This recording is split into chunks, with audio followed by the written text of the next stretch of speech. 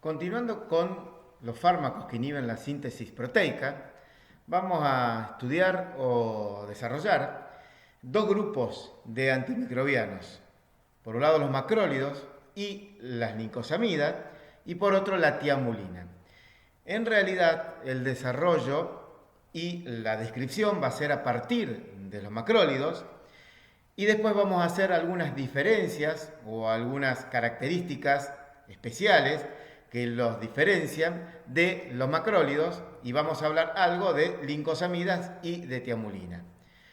Pero el desarrollo en sí lo vamos a hacer a partir de los macrólidos, ya que los otros dos tienen características muy semejantes a los primeros. Los macrólidos constituyen un grupo antimicrobiano bastante amplio, estrechamente relacionado químicamente entre ellos, en el cual van a estar formados por un anillo lactónico macrocíclico unido a uno o varios desoxiazúcares y o aminoazúcares. Ustedes ven que son moléculas amplias, por ello el nombre de macrólidos. Son moléculas de un tamaño importante. La eritromicina, a pesar de que fue la primera que se descubrió, sigue siendo una de las más utilizadas, principalmente en pequeños animales. A partir de allí se fueron sintetizando las otras, de las cuales acá hay algunas de ellas, como claritromicina, acitromicina, tilosina y muchas otras que vamos a ir viendo a medida que vamos desarrollando la clase. Básicamente son compuestos básicos muy liposolubles.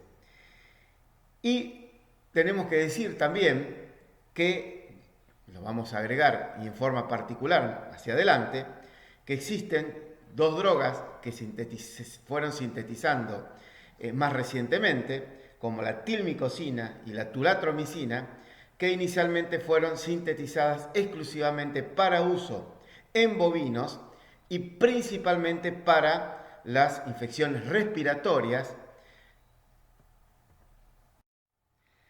Ahora vemos el mecanismo de acción de los macrólidos.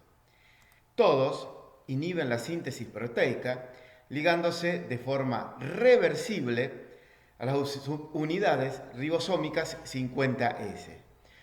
Hasta aquí exactamente igual que los anfenicoles.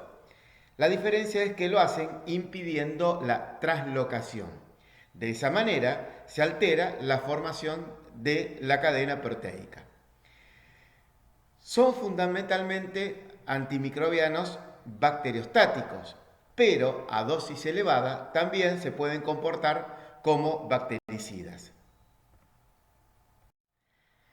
Con respecto al espectro antibacteriano, podemos decir que tienen muy buena actividad contra microorganismos gram positivos y muy poco contra gram negativos. O sea, tiene un espectro o una acción muy semejante a lo que es las penicilinas naturales. En el caso de los gram negativos, tienen buena actividad contra Pasteurella, Haemophilus, Bordetella y algo menos contra Brucella. Pero sí tiene excelente eficacia y son de primera elección. De hecho, fueron desarrollados, en el caso, la primera de ellas, una de las primeras, la tilosina, para uso en cerdos y posteriormente en bovinos, para las infecciones contra micoplasma. También tiene muy buena actividad contra Campylobacter jejuni, clamidias y rickettsias. Así podemos decir, como ejemplo, como para tener una idea, que la tilosina presenta, como decíamos anteriormente, una mayor actividad contra micoplasma, la espiramicina, por ejemplo, contra toxoplasma, en muchos de los casos siendo de primera elección, y los últimos que se acuerdan que yo les había nombrado anteriormente, que fueron los últimos que se sintetizaron, como tilmicosina y tulatromicina, contra Pasteurella, Haemophilus y micoplasma, que se utilizan en las infecciones respiratorias de los bovinos, específicamente en aquellos casos de las crianzas intensivas, como es el caso de los feedlot. Y como decíamos anteriormente, son resistentes tanto la gran mayoría de los gram negativos, enterobacterias y pseudomonas.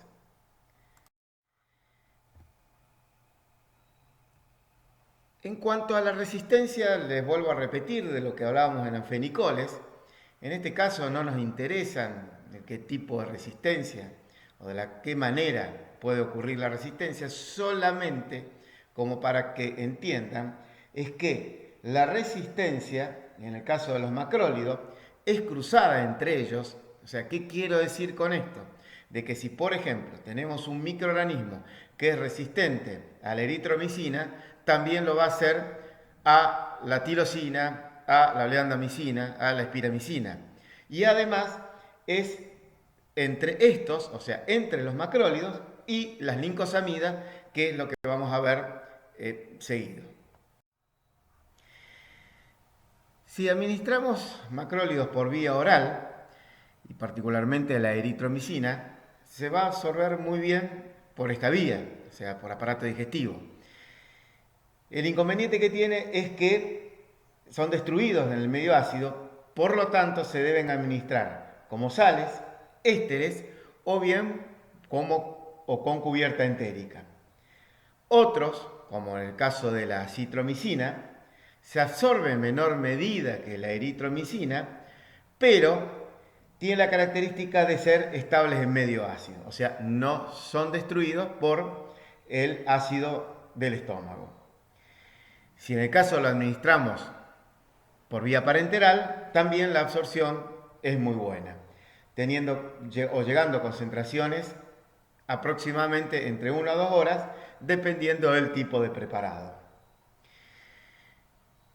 Con respecto a la distribución, podemos decir que son drogas que se distribuyen muy bien en el organismo, teniendo un volumen de distribución elevado, siempre por encima de 1 litro por kilo. Por lo tanto, son drogas que van a llegar a concentraciones terapéuticas a nivel de los tejidos e inclusive en el interior de las células. No atraviesan el líquido cefalorraquídeo, o sea, no llegan a concentraciones terapéuticas hacia el líquido cefalorraquídeo, pero sí merece destacarse los niveles terapéuticos que pueden llegar a nivel de la próstata y muy especialmente a nivel de pulmón y de glándula mamaria, donde en este caso, cuando vamos a ver más adelante, tanto pulmón como glándula mamaria, van a ser específicamente las indicaciones que van a tener estos fármacos para los casos de infecciones en estos lugares específicamente. Y en el caso de glándula mamaria particularmente, se genera lo que se denomina el fenómeno de trampa iónica. Esto ocurre ya que la leche tiene un pH más ácido que la sangre.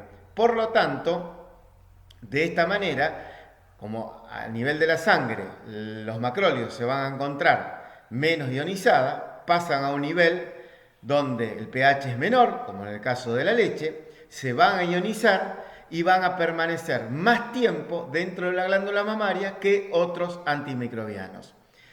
Esto es en el caso que nosotros lo administremos por vía parenteral. En el caso que nosotros administremos un antimicrobiano de forma local por vía intramamaria, va a ocurrir algo semejante. Lo que va a ocurrir es que se va a permanecer con concentraciones más elevadas en el interior de la glándula mamaria, ya que se va a encontrar más ionizado. Por lo tanto, no va a pasar tan fácilmente hacia la sangre.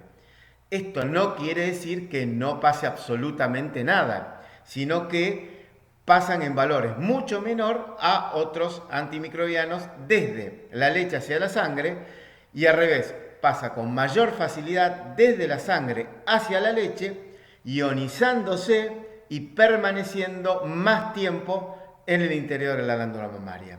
Por lo tanto, esto es muy importante en las infecciones de la glándula mamaria y en el caso, por supuesto, que tengamos microorganismos sensibles a los macrólidos, donde va a ser que solamente en algunos casos puntuales sean los únicos indicados y por supuesto de primera elección para las infecciones de la ubre o de la glándula mamaria.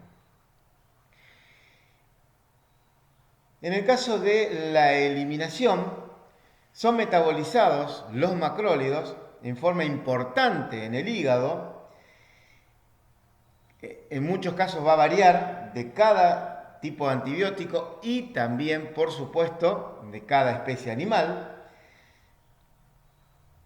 La eliminación va a ser a través de la bilis, con circulación enterohepática, y la vida media en general es entre 1 a 3 horas, en general la gran mayoría de los macrólidos. A diferencia de la citromicina, que es de 11 a 14 horas, o sea, mucho más prolongado. Esta diapositiva es solamente como ejemplo, no necesariamente, por supuesto, tienen que saber cada uno de los valores. Es nada más que para que vean las características en las distintas especies, el volumen de distribución, que en todos los casos el volumen de distribución es muy alto, muy elevado, y las características del tiempo de vida media, habiendo algunas excepciones, como por ejemplo la roxitromicina, que es algo mayor, pero solamente para que puedan ver la característica del que les decíamos, que la citromicina en general tiene altos volúmenes de distribución y un tiempo de vida media mayor, por lo tanto es más espaciada la administración de la misma. Y esto es, en este caso, lo que quiero que observen, como para que se den cuenta total, cuando hablemos específicamente de tilmicosina, lo voy a nombrar nuevamente, pero observen que en bovinos, la tilmicosina, el tiempo de vida media es de 0,93 horas, o sea, en general es menos de 1 hora. Te pensarán, pero ¿cómo es si tiene poco tiempo de vida media, por lo tanto tenemos que administrarlo más seguido? Lo que tiene es que al concentrar muy bien a nivel de pulmón, tener concentraciones muy elevadas y rápidamente a nivel de pulmón y perdurar tanto tiempo, hace que las administraciones sean muy prolongadas o, en todo caso, que lo que vamos a ver más adelante, es que van a ser cada 72 horas.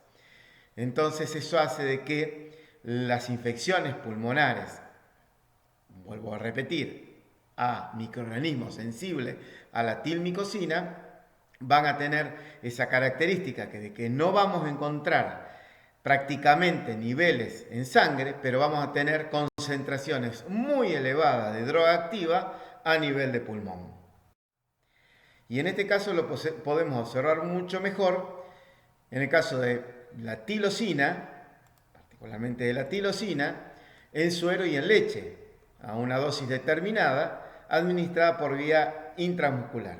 Observen ustedes la concentración que tiene a nivel de la leche y la concentración que tiene a nivel del suero sanguíneo. O sea, mucho más concentración y durante mayor tiempo comparado leche con suero sanguíneo. Este es un ejemplo muy claro de lo que corresponde a lo que hablamos anteriormente de trampa iónica.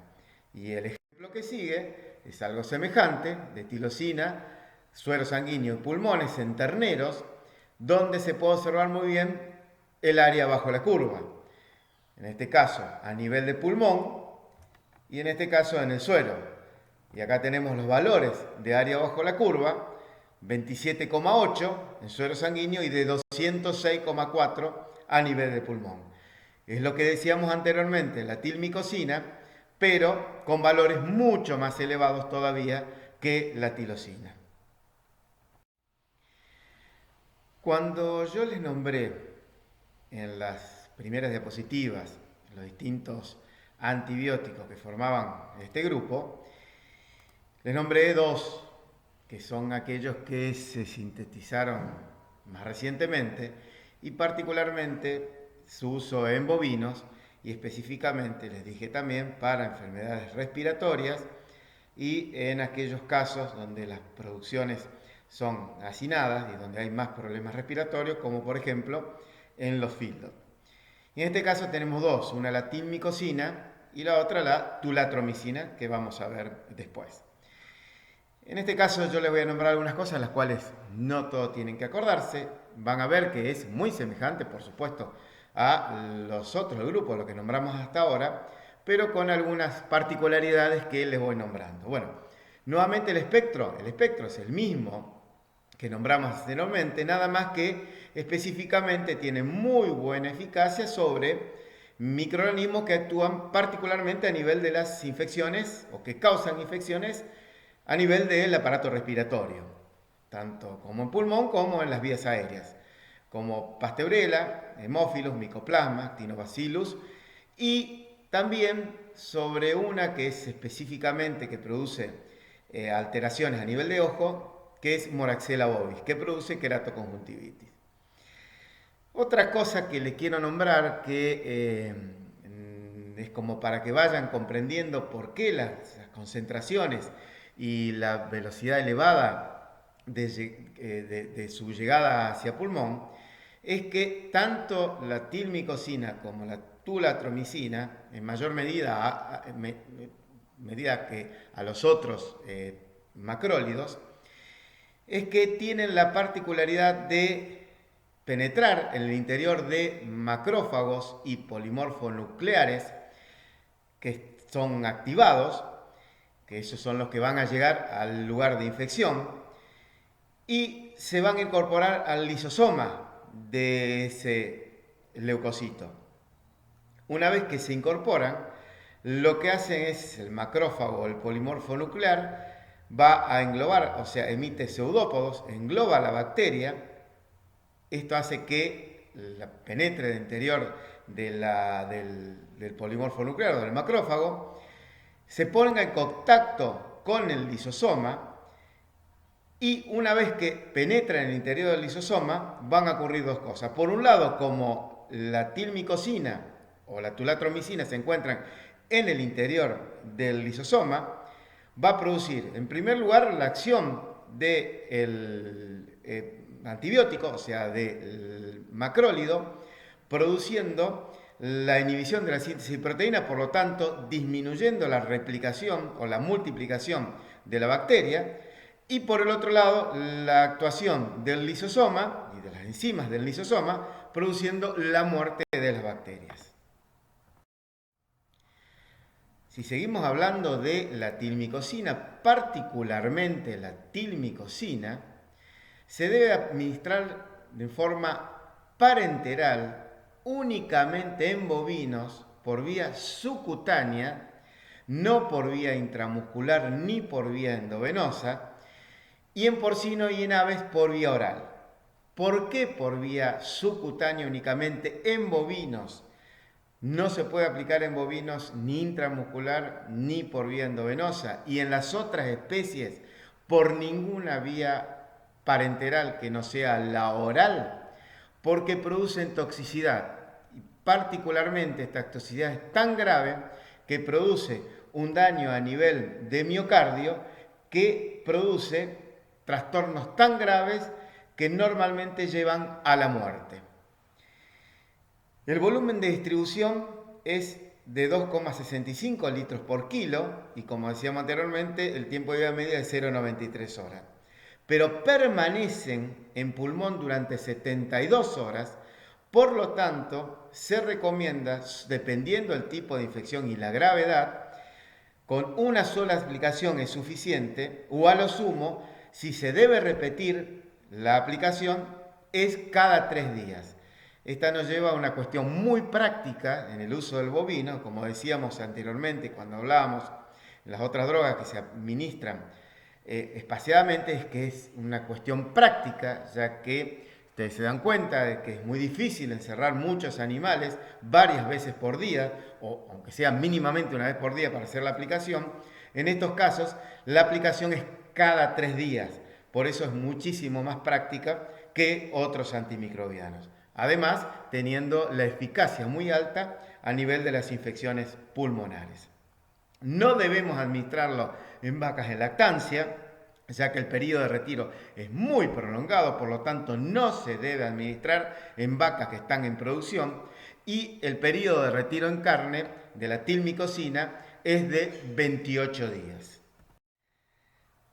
Como competencia a la tilmicosina, otro laboratorio sintetizó la tulatromicina, que en realidad, como ustedes ven, tiene exactamente el mismo espectro que la tilmicosina, y en gran mayoría a los macrólidos, o sea, ¿por qué? Porque está dentro del grupo de los macrólidos. Nada más que tiene algunas diferencias farmacocinéticas que en general la hacen mejor en su uso a la tilmicosina. La vía de administración en bovinos es también siempre por vía parenteral, por vía subcutánea, pero lo que hace que en porcinos podemos administrarla por vía intramuscular. Recuerden que la tilmicosina solamente podíamos administrarla en porcinos por vía oral. Esto facilita también las administraciones en casos puntuales. El tiempo máximo de concentración de sangre es de 30 minutos, como podemos ver es muy rápido y sale en general de la media de los macrólidos, que era de 1 a 3 horas. El volumen de distribución es muy alto, de 11 litros por kilo, y tiene un tiempo de vida media de 91 horas. Eso hace de que el laboratorio recomiende aplicar solamente una vez, o sea que en la gran mayoría de las infecciones que recomienda este laboratorio, principalmente en las infecciones de tipo respiratoria, con una sola aplicación es suficiente para disminuir el efecto o para producir la cura de los animales que tienen este tipo de patologías. Con respecto a la toxicidad de la tulatromicina, podemos decir que van a producir dolor e inflamación local en bovinos, puede llegar a producir dolor o inflamación local, no es que siempre puede llegar a producir eso. También a dosis mucho más elevada, unos 5 a 6 veces mayor de la normal, o sea, esto es solamente en casos que se produzca iatrogenia, o sea que nosotros o aquel que lo va a administrar se equivoca en la dosificación. Nos puede llegar a producir inquietud y anorexia, cojera en cerdos por la administración intramuscular, y puede llegar a producir degeneración de miocardio, o sea, lo mismo que produce la tilmicosina administrada en bovinos por vía intramuscular o endovenosa o en cerdos por vía parenteral. Recuerden eso, lo que vimos anteriormente. Lo que sucedía que era en cerdos o en bovinos por las otras vías, a dosis normal ya produce eso, o a menor dosis también puede llegar a producir la degeneración a nivel de miocardio.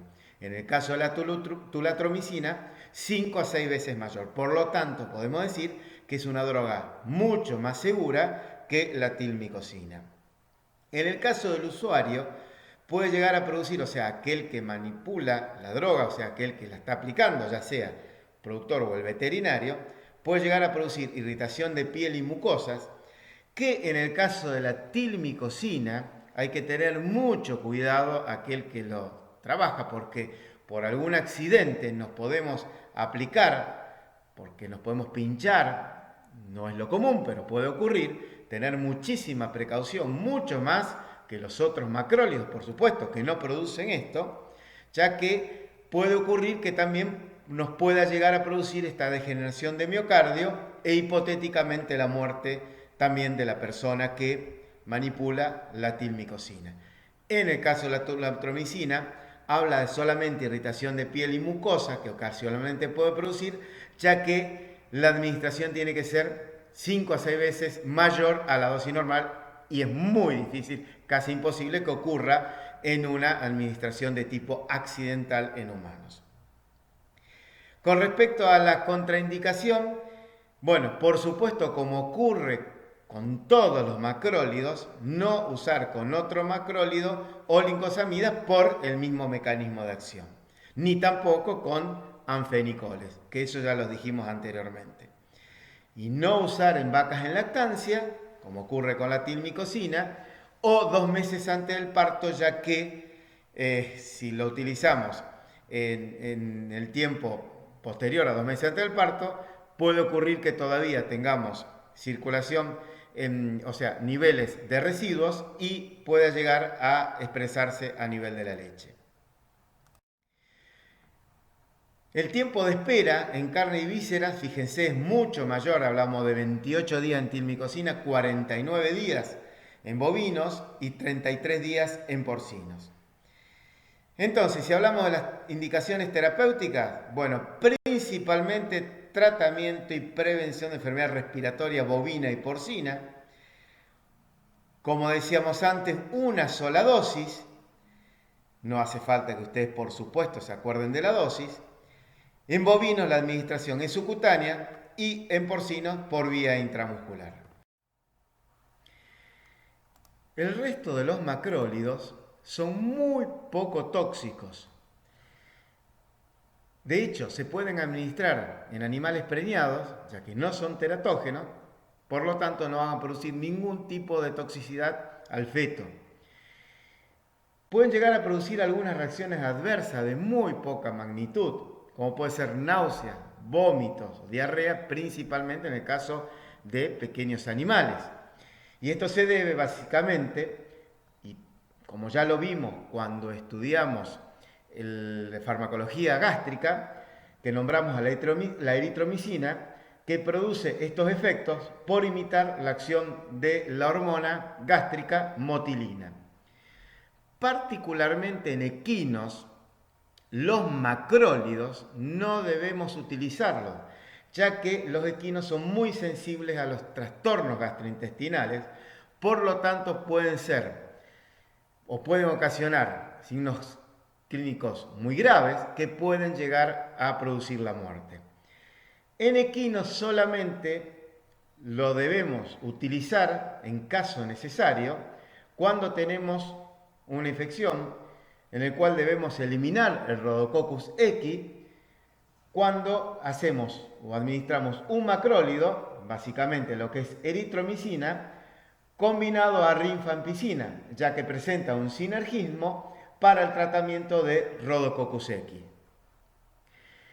Si hablamos de interacciones, las interacciones ya las nombramos anteriormente, solamente lo importante es acordarnos de que no debemos administrar juntos un macrólido con lincosamida o con anfenicoles, ya que existe antagonismo.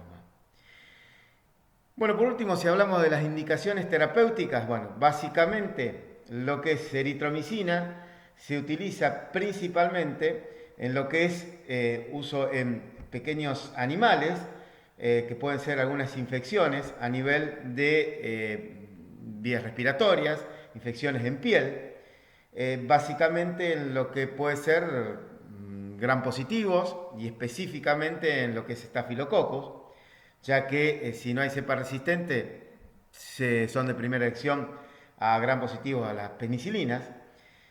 En el caso de su uso en primera elección, diarrea por Campylobacter jejuni y por supuesto microplasmas y pasteurella. También es importante en el caso de tilosina, su uso en problemas respiratorios a base de infecciones por micoplasma, y por supuesto todo lo que hablamos en tilmicosina en los problemas respiratorios por microorganismos sensibles a los macrólidos, en lo que es dermatitis podales, en lo que es infecciones de boca, faringe, también causados por moraxela, o sea, queratoconjuntivitis causados por moraxela.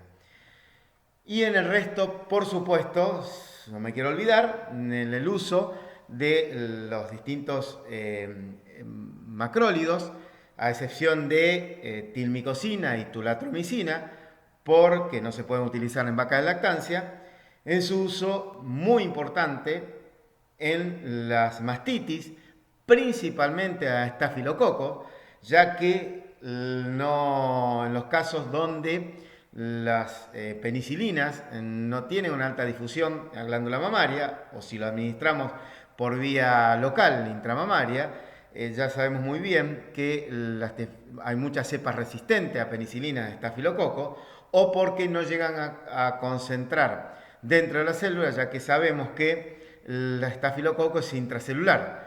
Por lo tanto, las concentraciones de penicilinas intracelular son muy bajas y en muchos de los casos no llegan a lograr concentraciones suficientes para producir la eliminación de esta bacteria.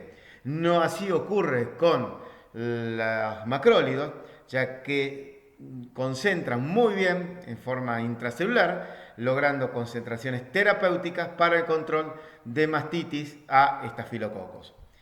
Podemos decir entonces que es uno de los principales usos de los macrólidos en las infecciones de glándula mamaria, principalmente, vuelvo a repetir, a infecciones por estafilococos. Por último, me queda hacerles un resumen, como hicimos en el caso de anfenicoles, un resumen de todo lo que hablamos hasta ahora en 3 o 4 diapositivas, como para que les quede claro y cuando ustedes estudien, bueno, recuerden muy bien lo que es las características de los macrólidos. Entonces decimos que dentro de macrólidos tenemos un grupo muy importante, de los cuales algunos de ellos tenemos eritromicina, tirosina, tilmicosina, citromicina, turatromicina, que son los más utilizados en medicina veterinaria. Otros, como espiramicina, claritromicina, roxitromicina, oleandomicina, o sea, ustedes ven muy bien que es un amplio número de macrólidos que podemos utilizar en las distintas especies. Como decíamos anteriormente, son bases débiles, tienen un pK entre 7,1 y 8,8, son muy liposolubles, inhiben la síntesis proteica, son bacteriostáticos, agregamos que a altas dosis pueden ser también bactericidas,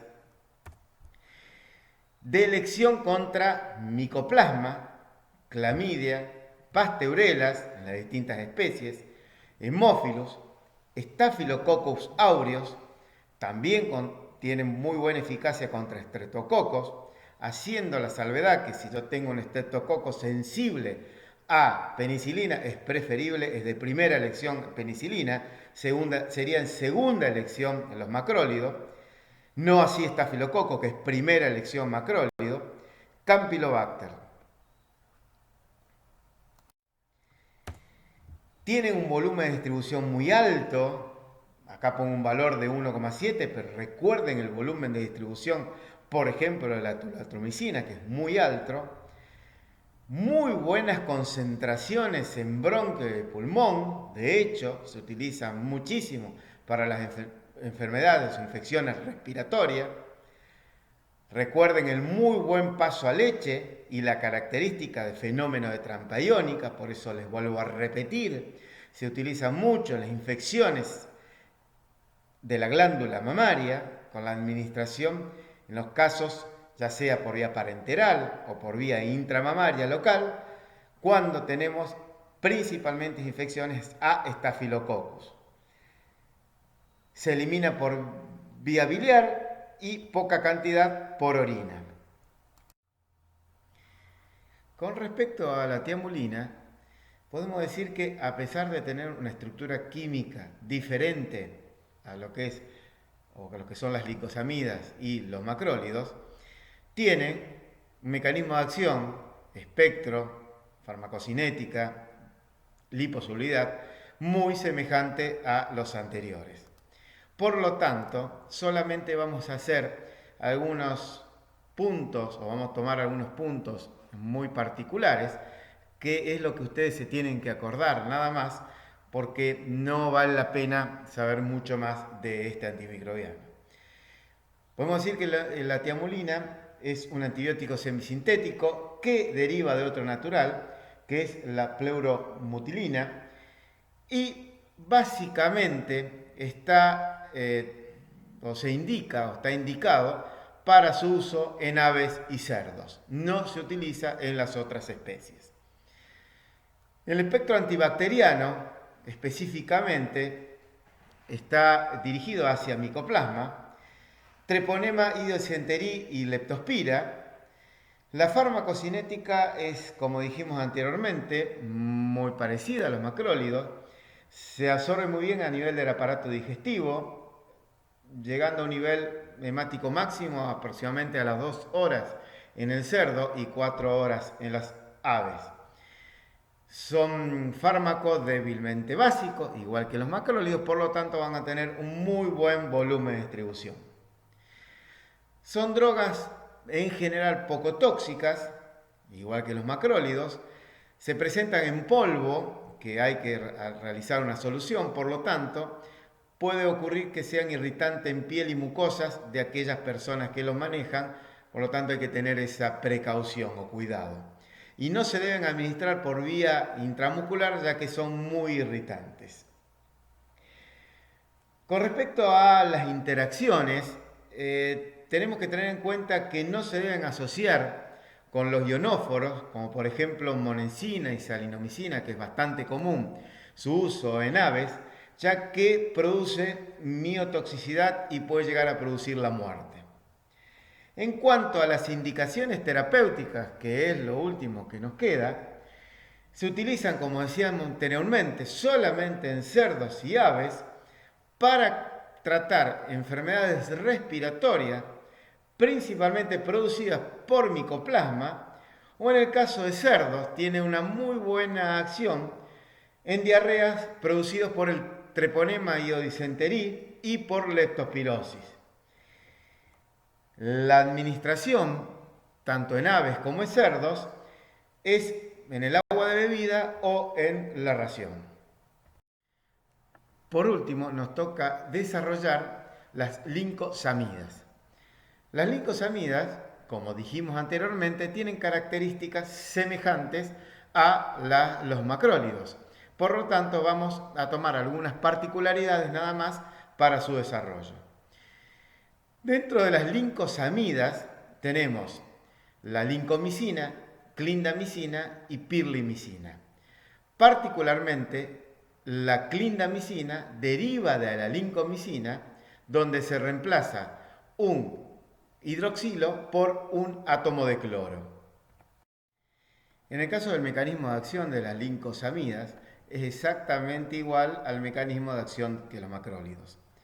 O sea que si lo repetimos, decimos que son drogas de tipo bacteriostáticas que inhiben la síntesis proteica a unirse a la peptidiltransferasa de la fracción 50S del ribosoma. En cuanto al espectro antibacteriano, también es muy semejante a los macrólidos. Tienen muy buena actividad o acción contra gram positivos, especialmente Staphylococcus, Streptococcus, Erysipelotrix, Leptospira, Clostridium y algunos anaerobios, a excepción del Clostridium difficile. También tiene actividad contra Mycoplasma, pero en menor medida a lo que es o a la acción que tienen los macrólidos. Y en el caso, por ejemplo, de la clindamicina, es la droga de primera elección contra Toxoplasma gondii y de primera o de segunda elección contra Bacteroides fragilis. No actúan contra gram negativos ni contra rickettsias. Si hablamos de resistencia, de nuevo les vuelvo a repetir, en este caso ustedes no tienen que acordarse de esto, solamente tienen que recordar que la resistencia es cruzada entre las lincosamidas y entre estas con los macrólidos, como lo dijimos anteriormente, de la misma manera que los macrólidos. Si hablamos de la farmacocinética, tenemos que decir que se absorbe bien la lincomicina por vía oral como también por vía parenteral. En el primer caso no es tan completa y se elimina una parte sin modificar por materia fecal. En cambio, si lo administramos por vía intramuscular, la absorción es elevada. Si lo comparamos con la clindamicina, se absorbe en mayor proporción por vía oral que la lincomicina y no es alterada por los alimentos. En cuanto a la distribución, son drogas muy liposolubles, exactamente igual que los macrólidos, tienen un volumen de distribución muy elevado. Por ejemplo, en general, en el caso del perro, en alrededor de 11,4 litros por kilo, se distribuyen muy bien en los distintos tejidos, líquido pleural, peritoneal, a nivel de pericardio y de bilis, llegando en general hasta también el tejido óseo.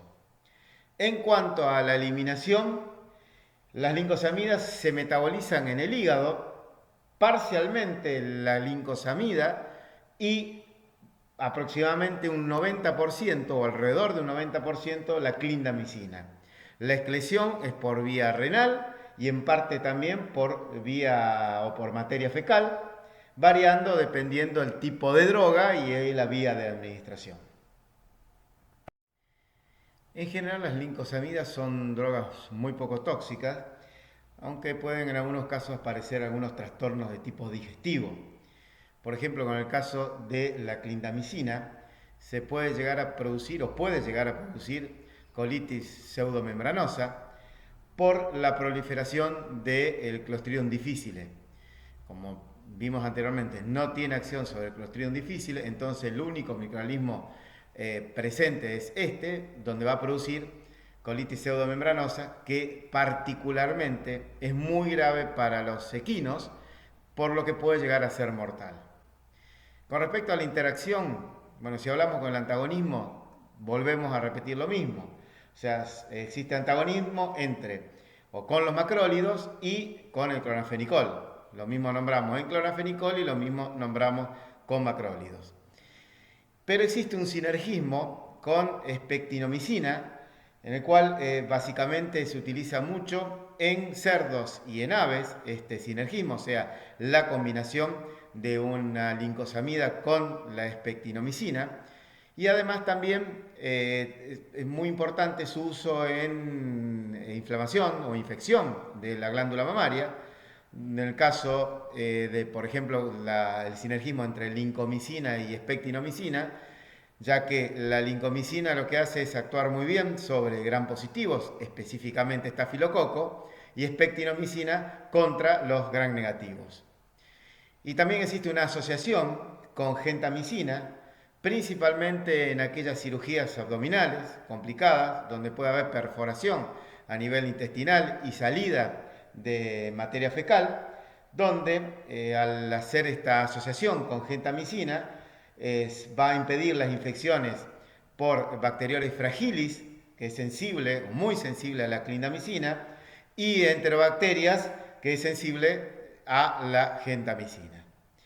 Y en cuanto a indicaciones terapéuticas, básicamente a lo que hablamos anteriormente, a las infecciones por gram positivos, específicamente de primera elección contra Toxoplasma gondii y de primera o segunda elección contra Bacteroides fragilis. Además, vuelvo a repetir, en los casos de mastitis a Staphylococcus. Existe otra lincosamida, que es la que nombramos anteriormente, que fue generada o sintetizada posterior a las dos anteriores, tanto a la lincomicina y a la clindamicina, que es la pirlimicina. La pirlimicina en realidad es una droga que se puede administrar tanto por vía parenteral como por vía intramamaria. La síntesis básicamente fue principalmente para uso en estafilococos, en infecciones de glándula mamaria. En nuestro país nunca llegó un preparado para administración por vía intramuscular, sí por vía intramamaria, pero actualmente no existe ningún laboratorio que produzca un preparado con pirlimicina en nuestro país.